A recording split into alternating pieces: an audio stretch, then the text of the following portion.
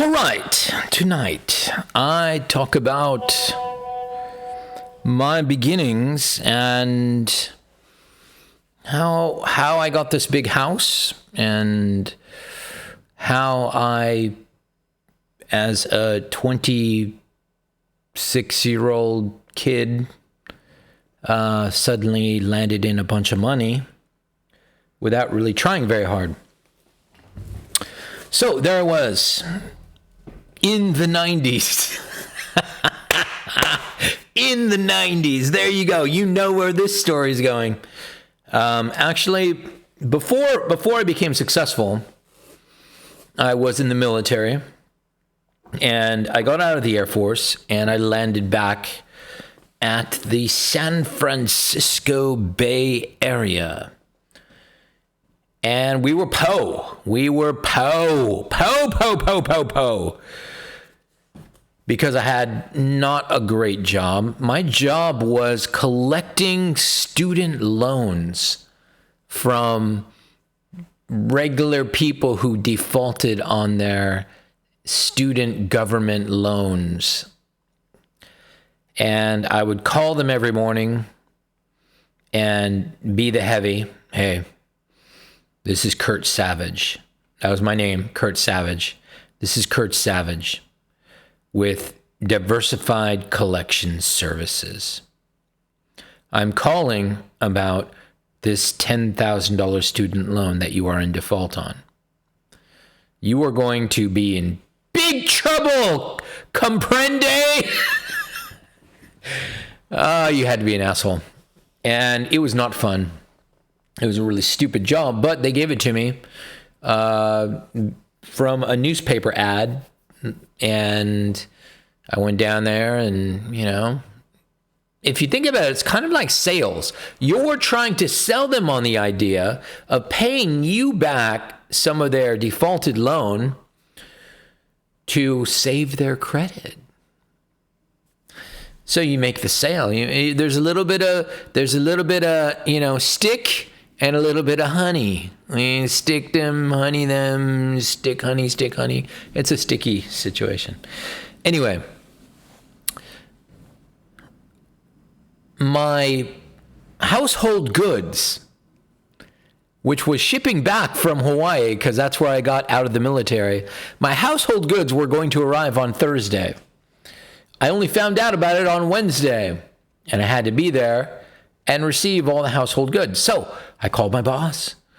I said, hey, I'm going to be out on Thursday. I can't be here on Thursday. I'm going to be out. And he wasn't there, so I left a message. Came back on Friday, fired. You're fired. And I'm like, really? Really?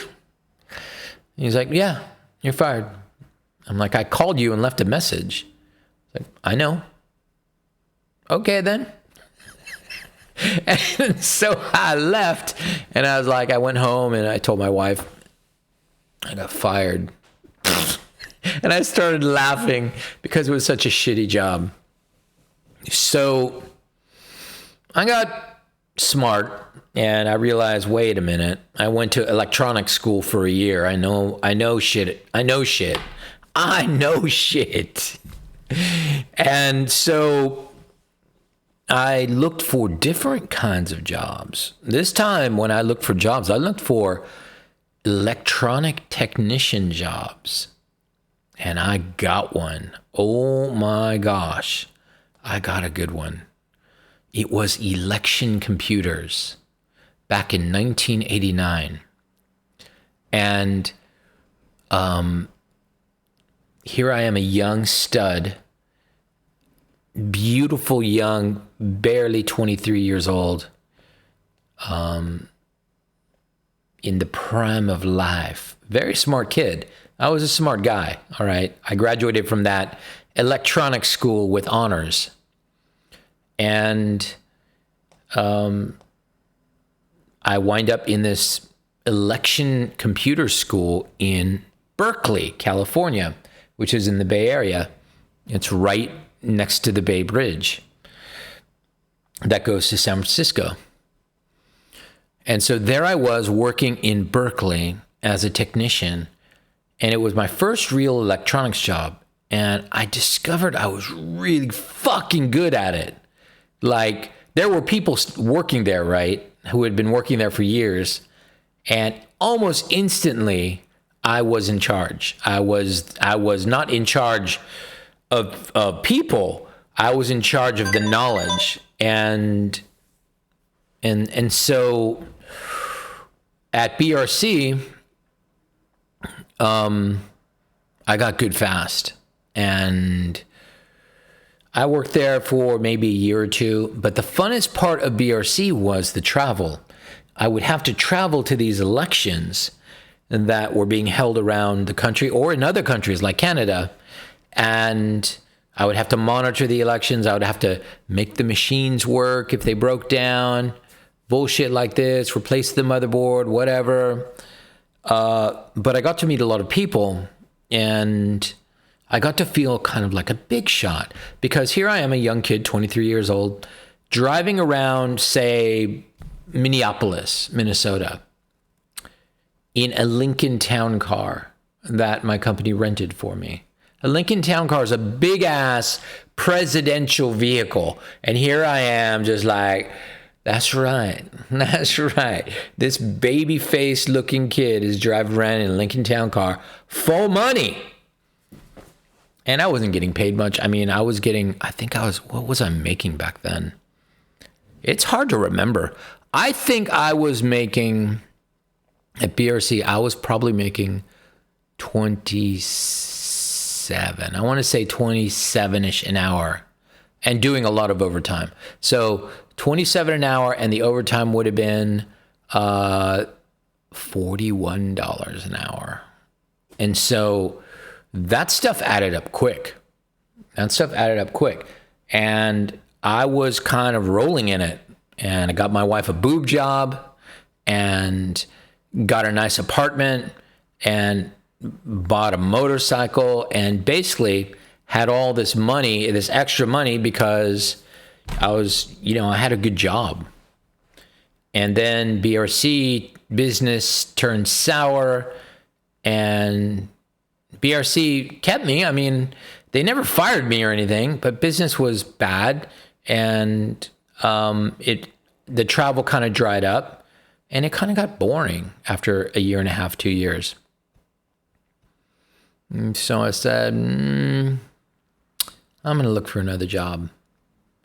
And I went to a different job. I found a different technician job, this time at another startup called Servio Logic. They were making a handheld computer about that big. It was cool. It was 1990, and they were cool. And so I worked on this handheld computer, but I hated my boss. My boss was a weird-ass motherfucker who was total type A perfectionist asshole. And I worked there for about a year, and then the place shut down. And they told us, hey, because there's a new law in America where you have to tell your employees, you have to give your employees 90 days of warning if you shut down. And you still have to pay them for 90 days. And this was right after the Plant Closings Act had happened in the 80s. And so we got 90 days of warning. And my favorite day was when I saw my boss sitting in his pickup truck, just looking out at the sky, wondering where the hell it all went wrong. And of course, here I am, a 23-year-old, 24-year-old. I don't give a fuck. I'm going to get another job. The world's my oyster, right? I'm young. This guy's old. He's like 55. And I'm just like, fuck you. Fuck you, you fucking asshole who made my life miserable. I'm so glad you're fired. And then I'm like, oh man, that's terrible. Don't revel in your enemies' don't revel in your enemies' reversals. Otherwise, the reversals might come your way. Whatever. But it was an interesting day. It was definitely an interesting day. And after that, I had several interviews with several different companies lined up. And there was this one company across the bridge in San Bruno, just south of San Francisco. And it was going to be a bridge commute, right? Because I live in the East Bay. I always have, always will. I live in the East Bay, and San Bruno's on the peninsula with San Francisco. So you got to cross a bridge. And I'm commuting to Servio in the 90-day window. We're still coming in. All we're doing is coming in and sending out resumes and shit. So I'm commuting on a motorcycle. I did a motorcycle commuting for about 7 years of my young life until I got smart. But I'm commuting on a motorcycle, and I know I have an interview at this San Bruno place that day. You know, I've got several interviews in the works, but the San Bruno place is one that I do have an interview at that day. And I'm on my motorcycle. I'm heading toward Alameda, where Servio was, and the Bay Bridge. And so there's a fork coming up. One part of the fork is blow that shit off, go to Servio and keep looking for jobs. And the other part is go across the Bay Bridge and go to that interview. And I'm like, fuck, what am I going to do? Should I go to that interview? I don't want to cross a bridge. I hate bridges. I'm on a motorcycle. So I'm almost at the exit to the Bay Bridge, and I'm like, I'm just going to go to Servio. I'm going to blow this meeting off. I'm like, 90% of life is just showing up. And I literally swerve my motorcycle and get on the Bay Bridge and go to the interview in San Bruno with a small company, unknown company called EFI. It's 1991, I think. The interview at EFI goes great. They love me. They're like, when can you start? Oh my God, you are fucking awesome. I don't think they use those words, but I got that vibe. And they offered me $40,000 a year. Now, back in 1990, $40,000 a year for a 23-year-old was serious money. That's big money. And my mom, when I told her what the offer was, my mom was just like so proud. She just couldn't even believe it. She was just, she was just giggling the whole night that I got that offer. And of course I took it and I went to EFI.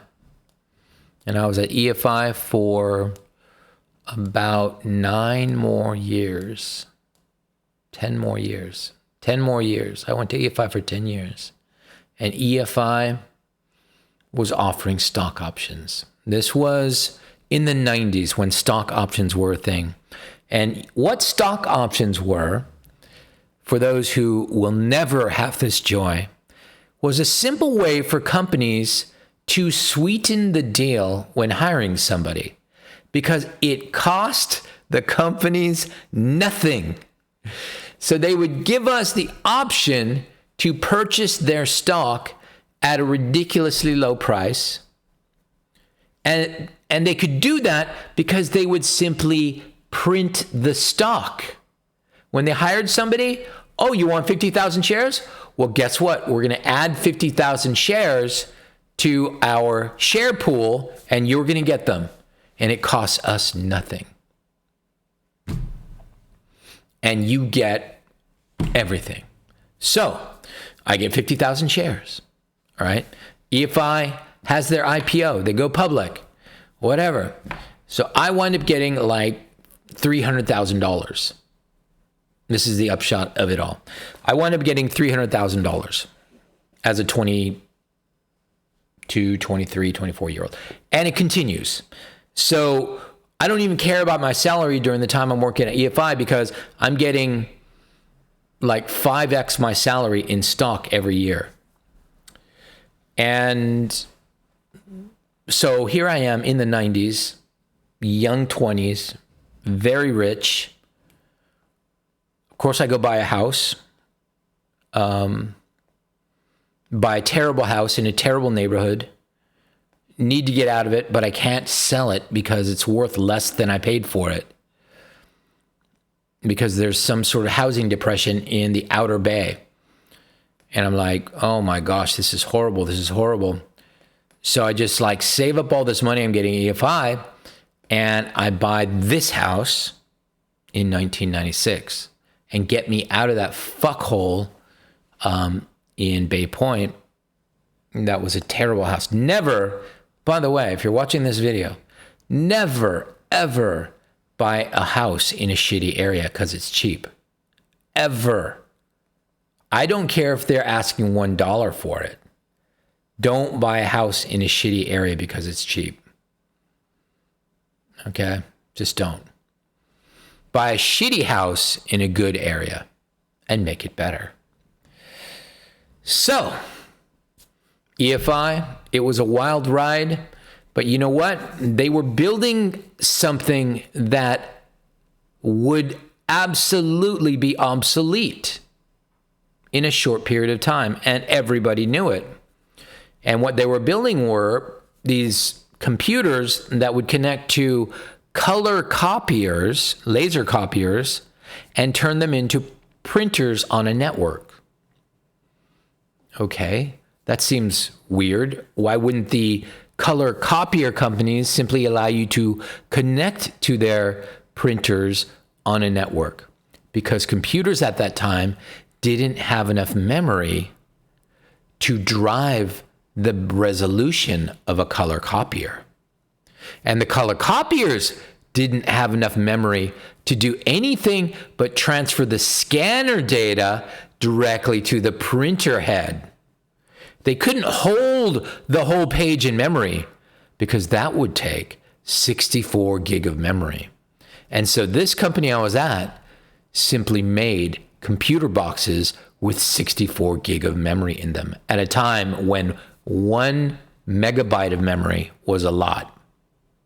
Okay? And so they had this window in the 90s where they were able to print money.